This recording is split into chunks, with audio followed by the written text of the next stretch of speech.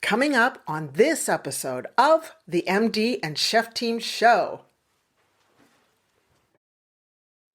Coming up on this episode of the MD and Chef Team Show. Unfortunately, the cleaning products, the makeup products, they're not looking out for us in terms of what these ingredients are. I know you're not in the US anymore. No, but that's okay. You know what? New Zealand's got it too. And I always say, Don't count calories, count chemicals. When I did the detoxification unit in school, it was terrifying. Welcome to the show from the MD and Chef Team. I'm Dr. Isabel, medical doctor here at the MD and Chef Team. And who are you? And I'm Chef Michael, culinary nutrition expert. I'm the chef part of the team. And what are we going to talk about, babe? Now, I can say that because he's my husband. Yes. Well, then we'll be talking about marriage, relationships, parenting, intimacy. We'll talk about mindsets of success, overcoming depression, anxiety. I'll be getting into functional nutrition, recipes and tips from the kitchen. And we're going to both get into how to live a long, healthy, vibrant life. Yes, I love it. Our mission is to help you prevent and reverse disease and give you hope in the process. Oh yeah, we like to have fun too. So let's get on with the show.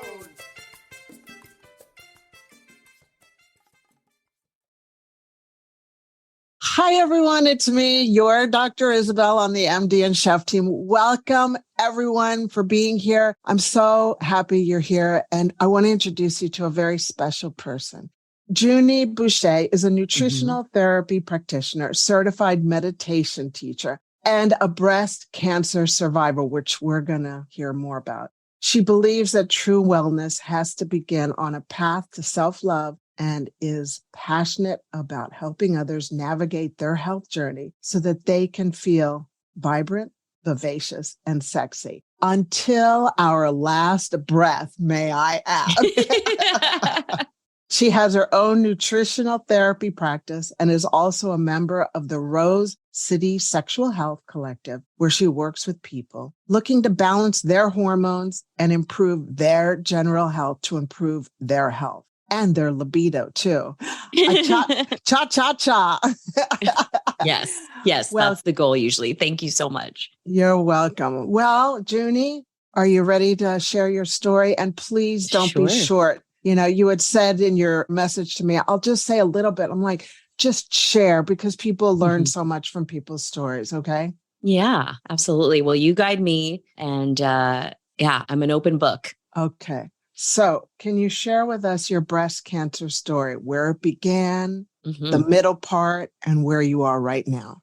Absolutely. So back in 2018, I turned 40. I got the little card from my doctor's office saying, you're going to start doing mammograms. I went in for that. I thought, oh my gosh, this is what a horrible test this is. But, I was always good about doing the routine stuff. Nothing was found. Everything was fine, apparently. And then about 7 months later, I was rushing around one morning and I realized, okay, I have to take my dog out for a little pee break before I start work. And I ran out, no bra on, and I just kind of was in my neighborhood. And I walked by a neighbor and I did the thing that I think a lot of women do when you walk by somebody without a bra on. And I kind of put my hands up around my breast. So, just to be a little bit modest. And I felt something I hadn't felt before.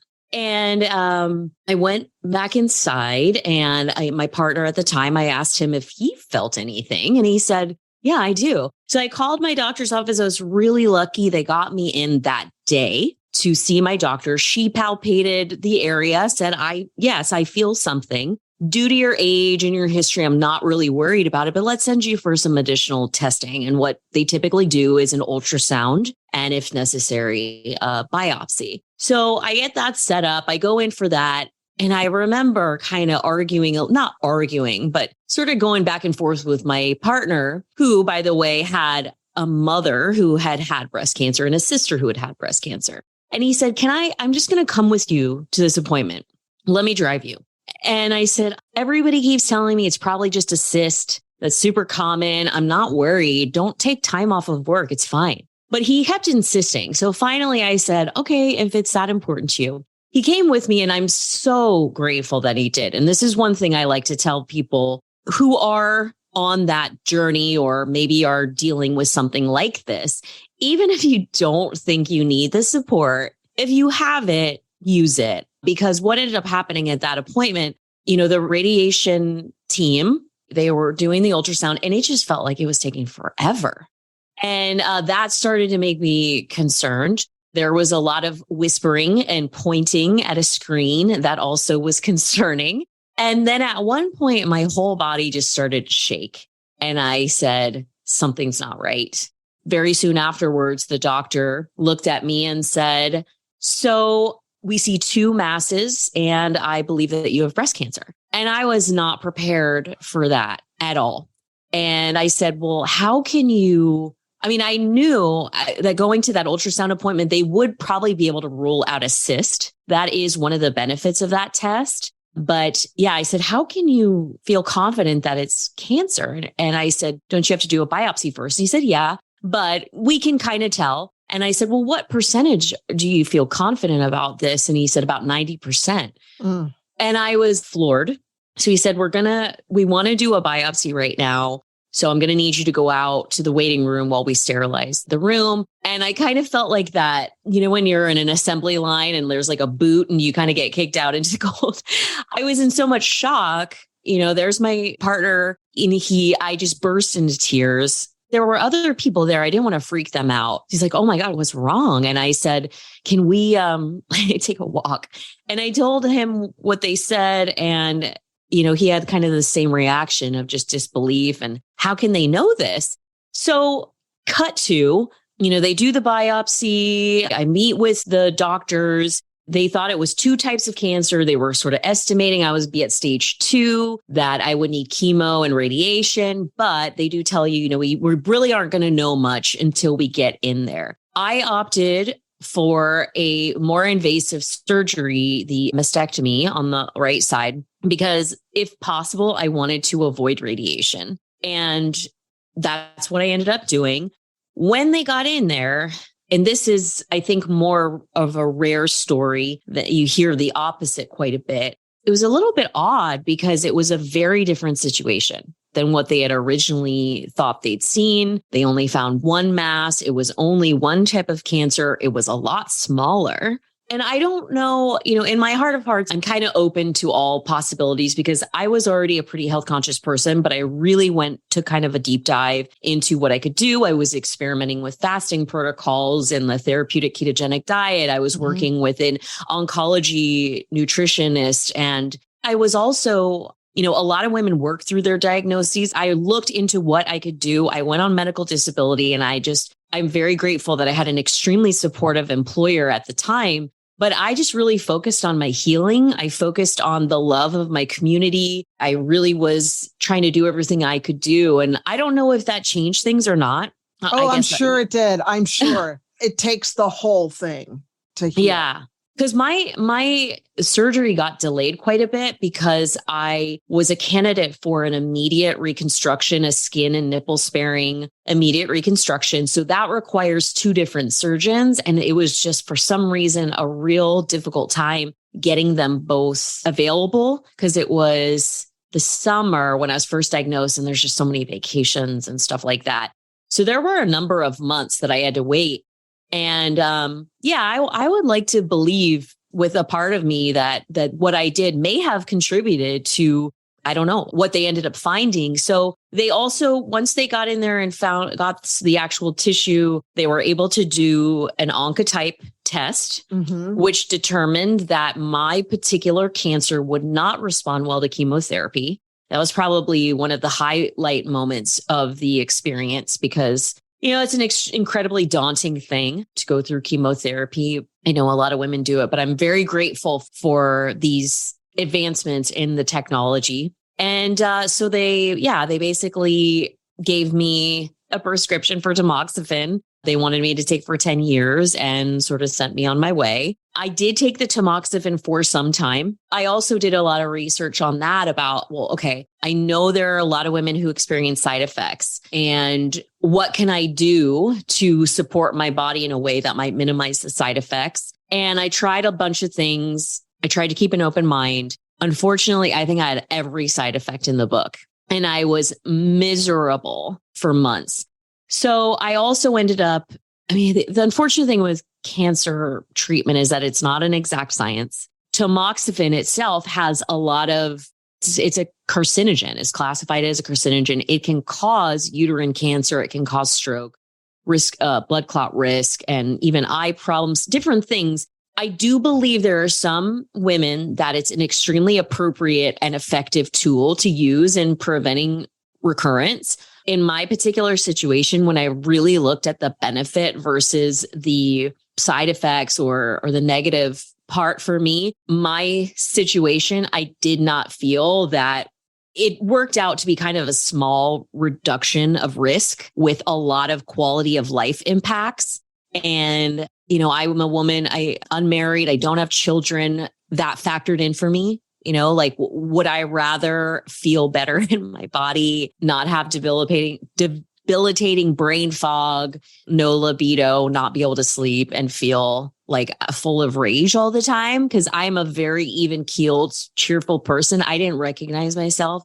And I made a tough decision to decline continuing that route.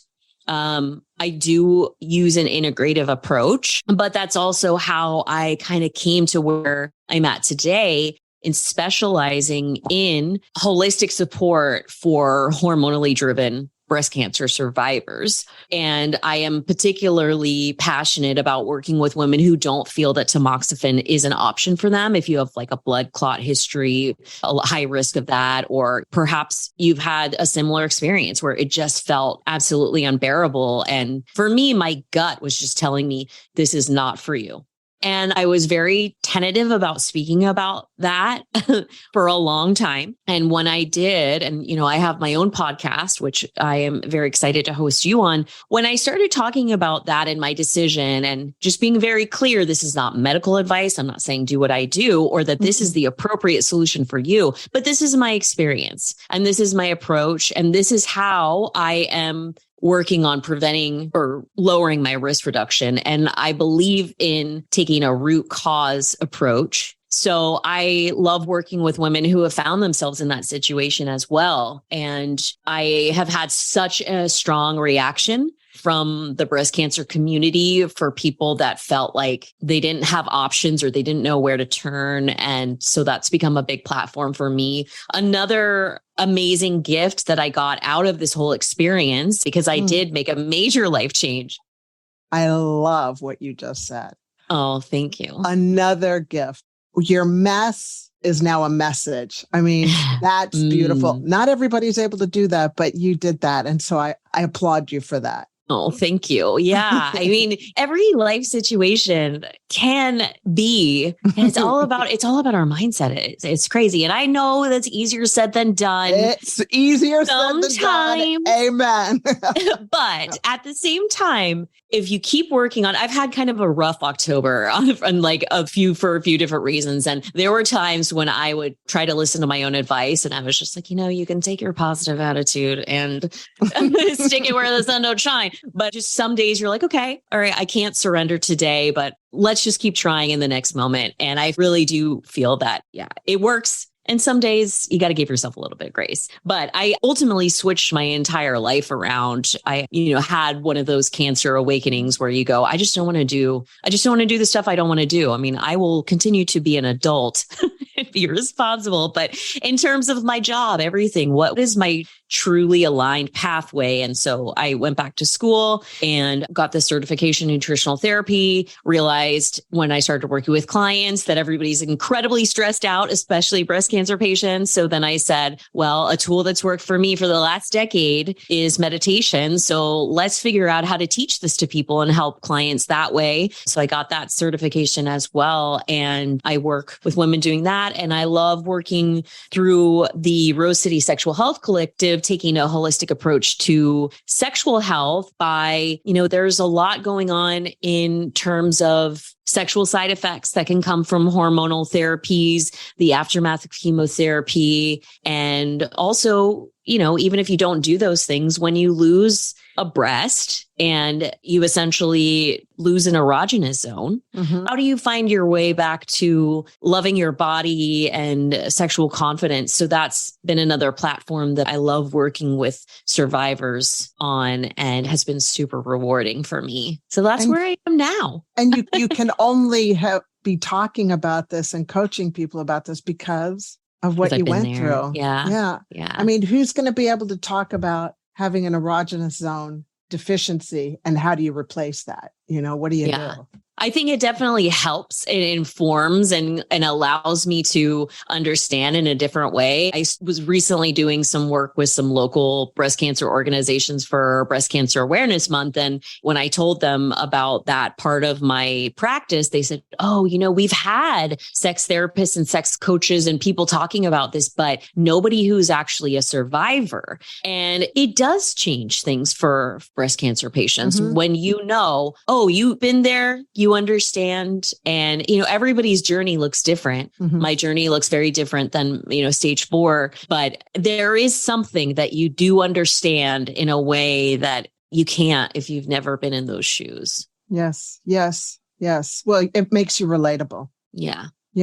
You've gone walking in those shoes. I applaud you again for sharing that and being able to help people because not everybody's able to do that, Juni. A lot of people become bitter and depressed and anxious and just go deal with some type of escape, eating, drinking, drugs, finance, that whole mess. But your escape was to help others. And that's a beautiful way. Thank you. I don't know if you've ever seen that movie, The Wisdom of Trauma by Dr. Gabor Mate. No, but I mean, Gabor Mate. Okay, I'm going to write that down. Oh my God.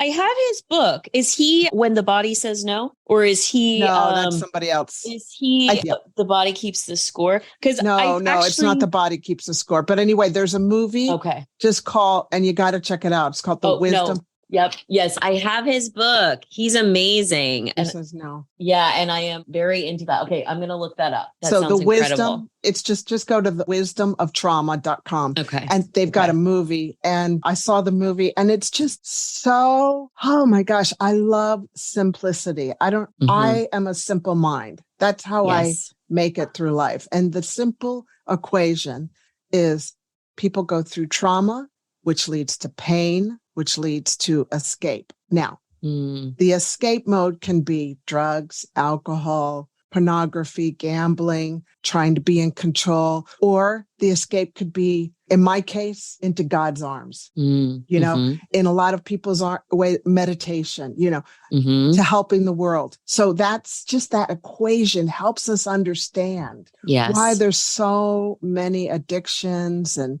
people in jail and all that stuff. And for you, your escape is the meditation and learning and teaching and empowering and encouraging. And I love that. So thank you. I wasn't always like that. I think I've had to work on that. Oh, we all do. How old are you now? 45? I'm 45. Yeah. And just think, you got another 55 years of life ahead of you. You get to do it with wisdom like this, heart wisdom. Well, what I have found, I will tell you, because at the end of the day, we do what works best and what brings us the most comfort. And with practice, I realized, having too many glasses of wine doesn't solve the problem the way that when I actually do the work and find a way to sit through this feeling to completion, I actually feel fantastic and it feels resolved in a way that doesn't, the other method just creates more problems. So I've learned that through a lot of trial and error. But ultimately, after you start doing it for a while, it does get easier and your brain finally gets it. Oh, this is what actually works. This is what ultimately feels really good, even though, it might feel pretty uncomfortable, but that will go away and that will dissipate in a way that is freeing and healthy. And, I've read a lot about the relationship with emotional trauma and cancer and this bitterness, resentments, holding on, feelings of helplessness. Those things can all contribute to the development of disease. I truly believe that. I know some people... I do too. I don't like that idea. Oh, well, Yeah, exactly. Yeah. I believe it puts the control back in your hands. Some people don't feel that way, but it gives you, and it's a beautiful journey that you can go on. Yeah. Juni, let's talk about how to prevent breast cancer, because people just think it's genetic and it is what it is. And I'll get it sooner or later. And if I don't, I'm lucky. Are you afraid of having Alzheimer's? Well, you don't have to anymore. You see, the most up-to-date medical research now shows us having Alzheimer's is an option. Yes, you heard me right. Having Alzheimer's is an option. You can learn how by having your very own personalized pre-code report. Now, you're probably asking me, what is a pre-code report? Great question. Pre-code stands for Preventing Cognitive Decline, and the pre-code report shows you what unique areas you can start working on right away. All of this has been made available by my genius mentor and medical doctor, Dr. Dale Bredesen, who has been researching this for 30 plus years and wrote the best book ever called The End of Alzheimer's. Having Alzheimer's is now an option. There is hope. For more information on how to get your pre-code underway, look for the link in the show notes. Now, back to the podcast. Can you kind of share what you've learned about how to prevent it? Because there's not too many people. I see so much out there. I'm like, oh my gosh, you're heading towards it. Yeah. I know. And honestly, most of breast cancer is not genetic. That's probably one of the biggest misconceptions. And really, it's hard to encapsulate that in a tiny blurb, but I'll try. I will try. You don't have to. No, you don't have to. Just what you can, because we can always come back later at another podcast. I mean, ultimately, one of the things you really have to do is try to manage your stress. And that is a multifold sort of response. Okay. You have to manage the stress on your body. If you're eating foods that are creating inflammation or you have sensitivities to, that is stressful on your body. If your blood sugar is all over the place, you're not eating balanced meals that have the nutrients that your body needs, that's stressful on your body. But also, if you're not managing just the stress in your life, you're constantly pushing too hard. That's another way that we create this chronic state of fight or flight. Maybe it affects your sleep, and it's just a cascade. And ultimately, with breast cancer, a lot of it is hormonally driven. And a lot of that comes from an imbalance of the sex hormones. And a lot of women are estrogen positive. I honestly don't think I've encountered a single woman in my practice, whether they're breast cancer patients or not, who doesn't seem to have some signs of estrogen dominance. And that can be all that much more common as we get a little bit older. But I really think it's this incredibly hard pressure that we put on ourselves. I'm not a parent, but I know a lot of parents who, they really want to be a good parent. They feel like they have to fill up their child's day, but they just collapse at night. And they're scrolling on TikTok until 2 a.m. because they don't know how to wind down. And then they're overstimulated. They can't sleep. And then they're too tired in the morning to make a healthy breakfast. And, Janie will only eat bagels. So I guess I got to make her that. And then I'm going to eat off her plate. There's just this whole pattern. So that's one thing, is minimizing your stress. Also, just understanding that our world, unfortunately, the cleaning products, the makeup products, they're not looking out for us in terms of what these ingredients are. I know you're not in the US anymore. No, but that's okay. You know what? New Zealand's got it too. And I always say, don't count calories, count chemicals. Yes. Oh, I love that. Yeah. No, it's insane. And when I did the detoxification unit in school, it was terrifying.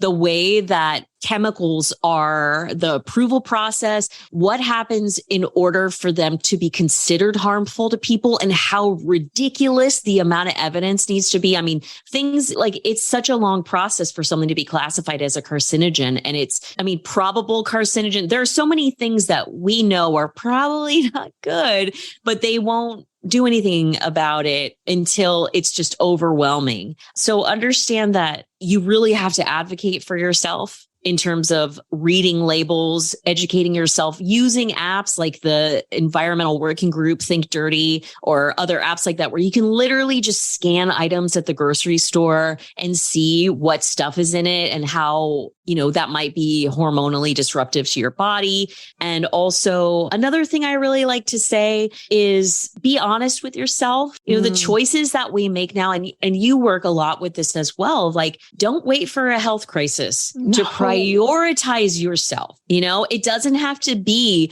black and white flip. People sometimes think, well, getting healthy means I can never do anything, eat anything I love or do anything I enjoy doing. That's not what it means. Mm-mm. We have to flip that script and understand nourishment comes in all forms. So what are you eating? What are you reading? What are you watching? What are you scrolling? What are you putting on your body? Look at all of these things, but start small and you can build. And the great thing is that we are such reward-based creatures. When you start small, if that's going to be the best pathway for you, I like to tell people, start with water, hydration. Like most of us don't even remember what it's like to feel hydrated. With good filtered water. With a squeeze of lemon or lime, just to help with the detoxification process. Right. Yeah, and simple. And maybe a leaf of mint or spearmint, whatever you like. I love, that's one of my favorite. Cucumber, mint, those are all my favorites. But yeah. I mean, it can be a really monumental shift for people when they feel hydrated and in recognizing like the effects it has on your memory, your ability to think, your hunger, just like baby steps. Yeah. I always like to give the picture of flowers. When your flowers aren't watered, what do they look like? They look like you being tired and drooped over and like, I'm so tired. I think, I just want to go to sleep. But what do we do when they're drooped? We water them and they wake up and they're perky and they're like, yay! Yes. Oh, that's such a good analogy. I'm going to use that. It's all yours. I know. Oh, that's perfect. What about body fat? Okay. Yes. My gosh, the amount of obesity that we're seeing out there. Research shows, the latest medical research is we need our BMI to be less than 25%. I know a lot of people aren't into the BMI, and I don't normally use that BMI. I'm sorry, I don't mean to take the floor from you, but No, this is such an important topic for sure. I'm so intense about this because of what I've learned and how the wool is just being pulled over our eyes out there about this issue. But BMI less than 25% is key, because fat, when we're menopausal, when we're in our menopause, we hide this bad estrogen, because there's 3 estrogens. There's the bad estrogen, which is estrone, in our body fat. And it's that estrone, that has 3 metabolites that increases our risk of breast cancer. But the more fat we have, the more estrone we have, and the more, 3 of the metabolites, the more increased risk of breast cancer. And look at the clothing stores. The clothing stores are they're just reaping the profits from just delivering us tents, saying, oh, this is just the way it is. Here's the tent. Here, do you know what I'm talking about? Yeah. Well, like vanity sizing and it's hard to find anything fitted anymore because everybody is just getting so huge. And I'm just like, ladies, come on, take control of your health. Don't think that healthcare starts in the doctor's office. That's like a crazy thought. Healthcare starts way before you end up in. So I'm all for helping women get their body fat down. Well, that is another fact about breast cancer that a lot of women don't know, that obesity is one of the highest risk factors for breast cancer. So it is very important. And it's difficult because there's this whole body positivity movement. It's like, yes, we need to love ourselves. We don't need to hold ourselves against this Gisele Bundchen standard, but we do need to be honest about the fact that we are greatly increasing our health risks when we are overly fat. And so, the BMI, I think about the BMI thing. And when you look at a BMI range, it's huge. Mm-hmm. You know, like it's a really big range of weight. And sure, it's not a perfect system. You know, I do like to, especially if you're an athletic woman, you know, if you can get a body composition test, like a DEXA scan, those are great. Yeah. And that's the surprising thing is you can be within that BMI range and have too much fat. So, you know, that's the skinny fat thing. Yeah. Just because, you know, if you are built with like a small frame, that doesn't mean necessarily that you're where you might be for optimal health. But yes, it is a factor that people get very touchy about, but it's the truth. It's the truth. I know. We can't. I know, and we got to tell people the truth. And the truth hurts sometimes, but the truth is going to save us from a lot of pain. And I understand that people have gone through trauma, which leads to pain, which leads to escape. And we escape into food. It feeds our heart. I get that. I've been there, but we got to wake up and take control. Yeah. And the hard thing too, it's a very difficult thing. And, you know, I always tended towards being overweight. So, you know, I understand like pain and the feelings and the self-criticism, but I'm very vocal about it as well of like, this is a reality. Like if you really want to know what you're doing or not doing, that's putting you at a higher risk. And I mean, in the latest statistics is 1 in 8 women will be diagnosed with breast cancer. That's ridiculous. And who's talking about the prevention, like all the things, vitamin D, cruciferous vegetables, no trans fats, no seed oils, maintain a BMI between 19 to 24, lower movement. Get your fasting insulin at the right level. Who's talking about that? Because, so anyway, as you can see, we got part 2 coming up, right?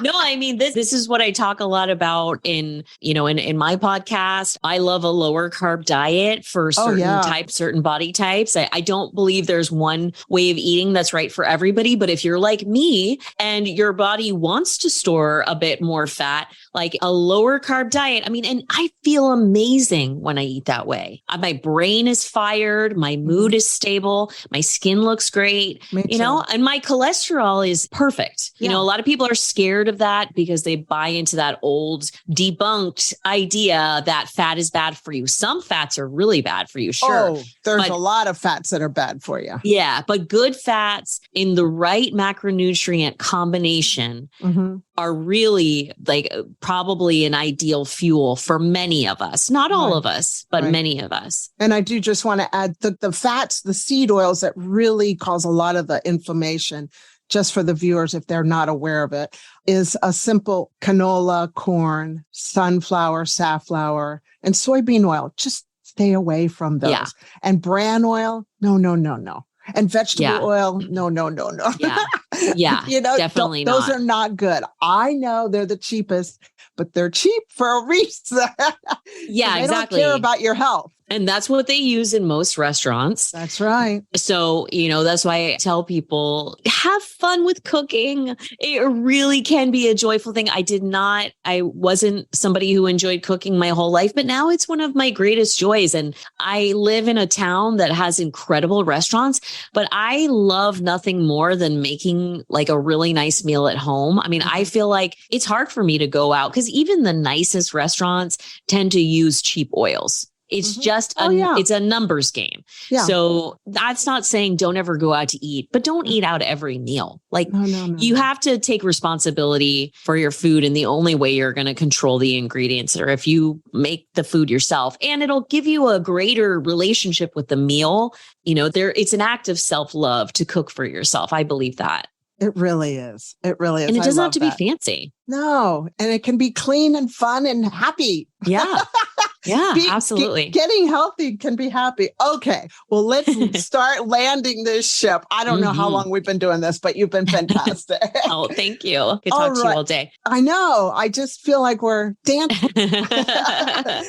So Juni, can you give our listeners 3 action steps that they can take home today and start implementing, and know, everybody, that this is coming from her heart. Okay. They may look difficult, but you know what? Everything's hard until it becomes easy. That's just the way life is. Yeah. Okay. So action steps. I would say if you are cooking for yourself, and please cook at least a couple meals for yourself. There are so many great resources out there like meal delivery kits. You can even have food delivered, but, just understand that a good healthy meal doesn't have to be quinoa and tofu with, sliced cucumber. Like it can be so many different things and build around protein. That's, I think, the major issue that people run into is they don't have a balanced ratio of protein, carbohydrates, and fats. A palm-sized portion of protein, maybe a fist-sized portion of carbohydrates. Go for something that's complex, or I like mostly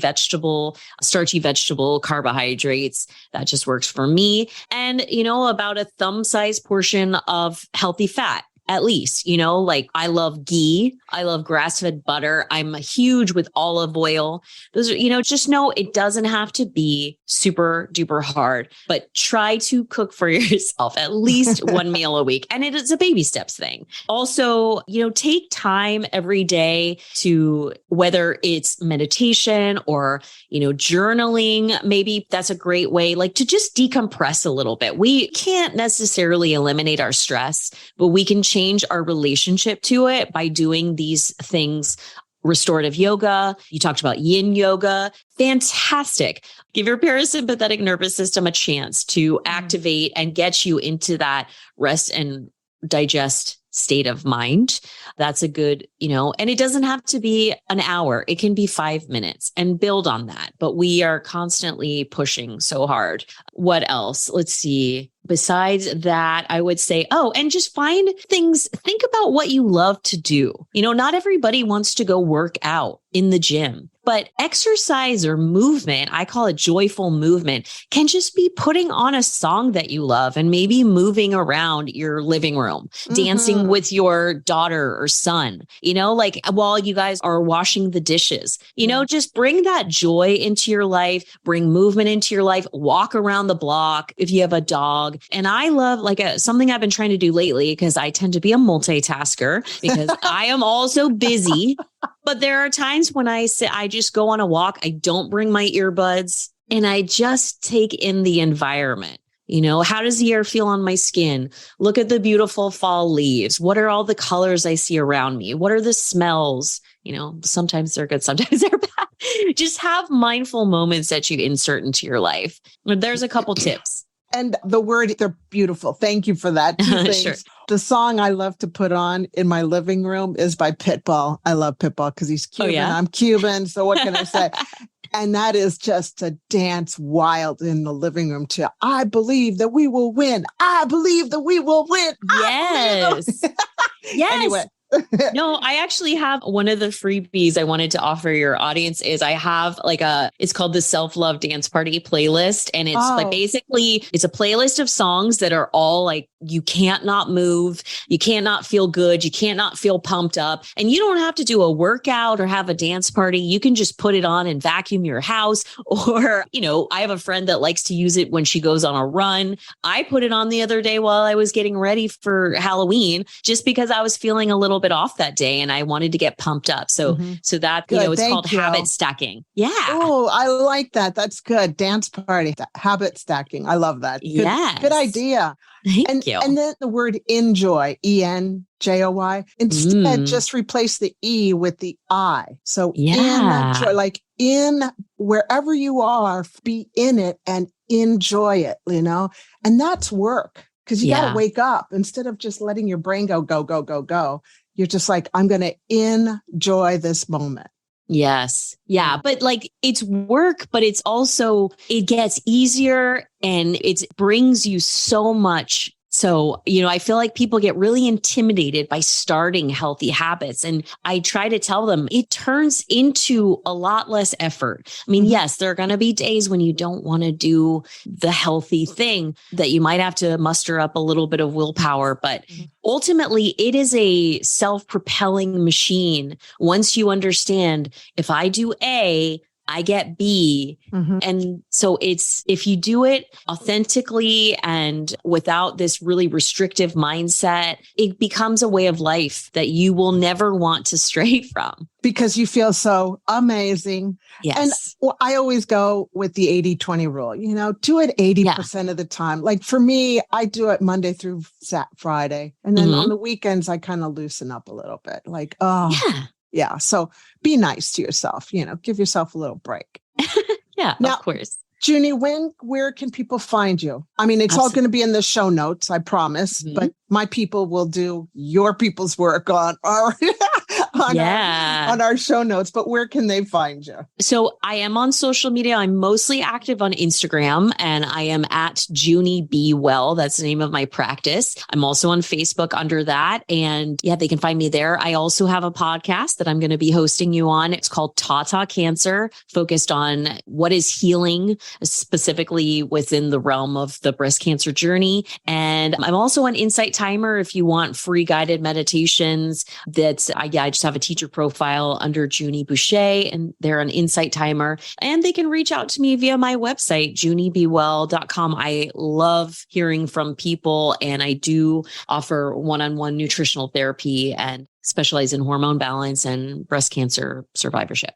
I love it. Thank you so much for your heart. Thank you. Jacqueline Boucher.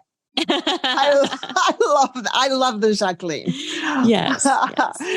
Thank you, everyone, for joining Juni and myself here at the MD and Chef team. I don't have the chef with us today, but he'll be with us on other podcasts. This is more of a girl-to-girl talk, breast cancer. But thank you so much for being with us today. Go ahead and share this with your friends and family. Reach out and get in contact with Juni. She's a wealth of information, and her heart is in the right place. And before we go, know to remain unstoppable. Whatever is in your heart, just go for it. Day by day by day. Okay. Don't ever give up. If you need to give yourself a break, give yourself a break, but remain unstoppable. I love you. Thank you for your time. Mwah. Bye for now. Hello, Chef Michael here. If you enjoyed today's episode, we would love it if you subscribed to the podcast and left us a review. Hello, Chef Michael here. If you enjoyed today's episode, we would love it if you subscribed to the podcast and left us a review.